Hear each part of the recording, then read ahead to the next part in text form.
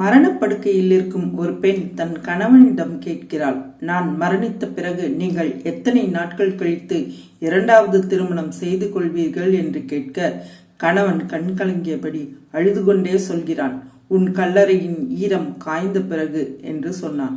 மாதங்கள் பல செல்ல அவன் மனைவி திடீரென இறந்து விடுகிறாள். மனைவிக்கு செய்ய வேண்டிய எல்லா சடங்கு காரியமும் செய்து அவளை புதைத்த இடத்தில் களிமண்ணால் அழகிய கல்லறை கட்டிவிட்டு வீடு திரும்புகிறான். தினமும் தன் மனைவியின் கல்லறையை வந்து பார்க்கிறான். கல்லறையின் ஈரம் காயவே இல்லை. 6 மாதங்கள் ஓடிப்போன நிலையில் தன் மனைவியின் கல்லறையை மறுபடியும் வந்து பார்க்கிறான். இன்னும் கல்லறையின் ஈரம் காயவே இல்லை. என்ன இது விந்தை, 6 மாத காலம் ஆகியும் இன்னும் கல்லறையின் ஈரம் காயவே இல்லையே என யோசித்தவன், ஒருவேளை அவள் பேயாக மாறிவிட்டாளோ என்றெல்லாம் சிந்திக்க ஆரம்பித்தான். இப்படியே 1 வருடம் ஓடியது. ஒரு நாள் தன் மனைவியின் 1ஆம் ஆண்டு நினைவு தினம் அன்று அவள் கல்லறைக்கு செல்கிறான். 1 வருட காலம் ஆகியும் அவன் மனைவியின் கல்லறை ஈரம் காயவே இல்லை.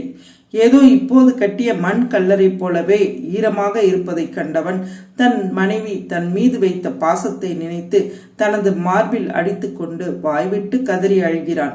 அப்போது ஒரு குடம் தண்ணீரோடு இறந்த அவன் மனைவியின் சகோதரன் வருகிறான். நீ இங்கு என்ன செய்கிறாய்? குடத்தில் எதற்காக தண்ணீர் என்று கேட்கையில், என் சகோதரி, அதாவது உன் மனைவி, அவள் இறக்கும் 1 மணி நேரத்துக்கு முன்பு, அண்ணா, தினமும் காலையிலும் மாலையிலும் என் சமாதியில் தண்ணீர் ஊற்றி அதை ஈரமாக்கிவிடு என்று கூறி சத்தியம் வாங்கி கொண்டாள் என கூறி சத்தமாக அழுகிறான். லைஃபே மாறினாலும் வைஃப் மாறவே மாட்டாங்க.